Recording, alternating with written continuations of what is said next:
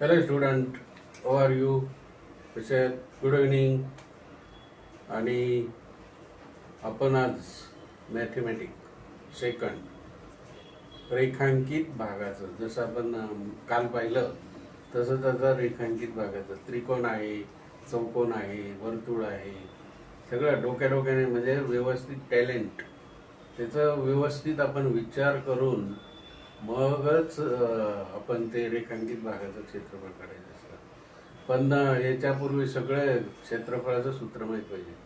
चौरसाचं क्षेत्रफळ बाजूचा वर्ग, वर्तुळाचं क्षेत्रफळ पायार वर्ग, आयताचं क्षेत्रफळ लांबी गुणिले रुंदी, त्याचप्रमाणे त्रिकोणाचं क्षेत्रफळ 1/2 बेस इंटू हाईट, बरोबर की नाही?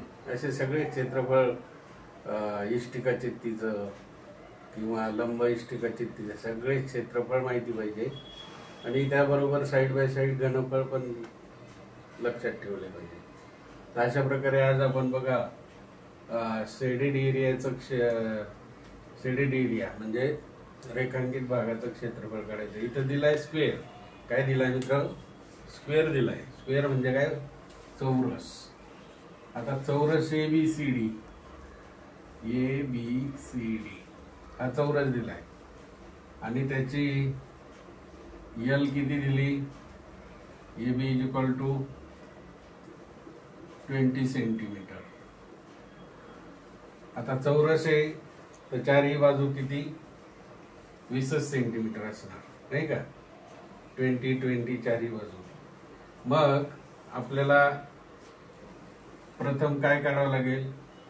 एरिया ऑफ स्क्वेअर ABCD = काय? साइड स्क्वेअर, नाही का? S स्क्वेअर किती दिलंय? बाजू 20 म्हणजे कशाचा वर्ग होईल तो? 20चा वर्ग. 20 स्क्वेअर 20 स्क्वेअर = 20 × 20 म्हणजेच काय? 20 × 20. हे दोन शून्य गेले इथंच, आहे की नाही? 2 2 = 4 किंवा 20 0 0 20 2 = 40. काय आलं त्याचं? सेंटीमीटर आहे ना, तर मग सेंटीमीटर स्क्वेअर. हे झालं एक. हे चौरसाचं क्षेत्रफळ झालं. आता या ठिकाणी दोन बाजू दिलेल्या आपल्याला बघा, अर्धवर्तुळ आणि त्या बाजूने अर्धवर्तुळ. लेफ्टला अर्ध आणि राईटला अर्ध. अर्ध काय झालं? +1 झालं ना.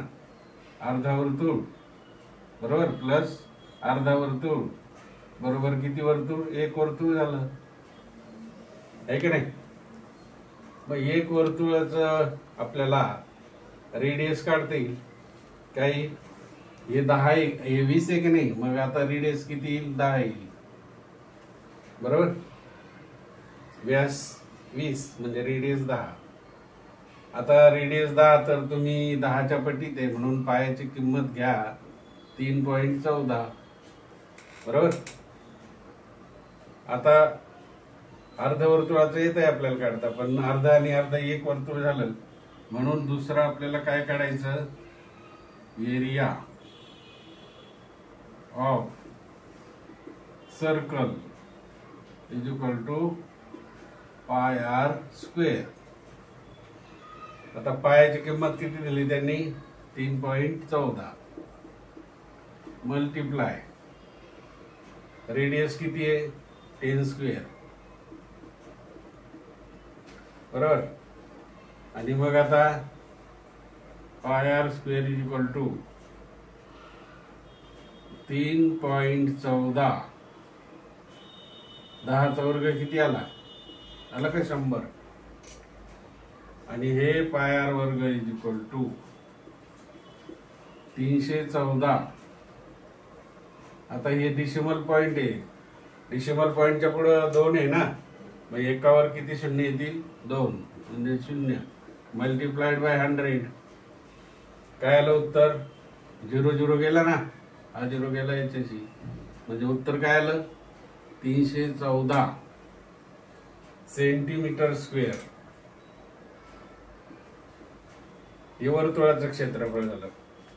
कशाचं क्षेत्रफळ झालं? वर्तुळाचं, एरिया ऑफ द सर्कल. मग आता छायांकित भागाचं क्षेत्रफळ कसं काढावं लागेल? शेडेड एरिया, शेडेड एरिया नाही का, म्हणून SHADE. शेडेड एरिया काय होईल? Area of square, area of square minus area of circle, area of circle. मग एरिया ऑफ स्क्वेअर किती आहे? 400 मायनस वर्तुळाचं पूर्ण क्षेत्रफळ किती आहे? 314. बरोबर. आता आपल्याला मायनस करायचे. मग कसं करणार? 400 मायनस 314, हे 10 धरायचे. 4 गेले नाही का, मायनस झाले तर 6 झाले की नाही. म्हणजे 10 मधून 4 गेले 6 आले, हातचा आला 1, 10तून 2 गेले 8 राहिले, हातचा 1, 4 4 गेले 0. बरोबर. म्हणजे किती आले? 86 सेंटीमीटर स्क्वेअर.